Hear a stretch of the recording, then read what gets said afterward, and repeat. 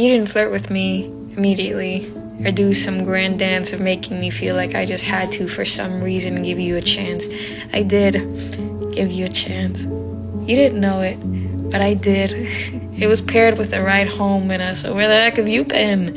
And I was wearing an outfit that was meant to be quiet because I was sick of men looking at me like I was an expensive toy and they hoped to one day buy it. So you looked at me like I wore a nice sweater.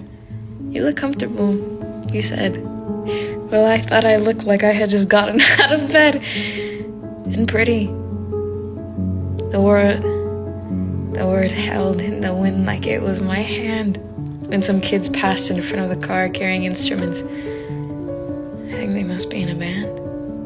And we watched in silence as I set my hand towards your seat as the drummer grabbed carrots from a grocery bag and him and his partner hummed to a beat. You didn't flirt with me, but your hand inched closer towards my seat as you talked about all the places that you always hoped you would someday meet. But it rested just seconds before meeting its fate as you asked me to switch places because it was getting pretty late. You didn't flirt with me, but you drove my car without making a big deal that I was scared. Said my place looked great when both of us knows and nothing in it was prepared.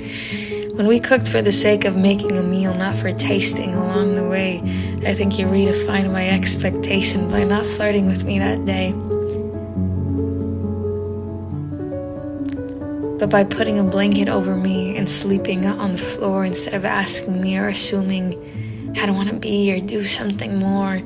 When I woke up and the kitchen was cleaned, the trash was taken out, when I realized at no point had you left room for any doubt. The house was full of something that some would have called desire, but instead you wrote me a poem to tell me that I'm someone you deeply admire. You didn't flirt with me in the way I was used to or expected. Instead, you made me feel like I was someone you deeply respected. When you asked me what was wrong, and I broke down crying, then we went and decorated a cake to celebrate the fact that I was still trying.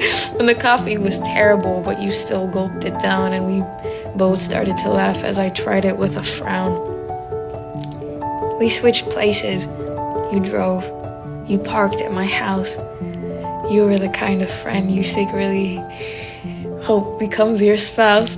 And you walked to my door, and before you left, you held my hand with the softest of glances,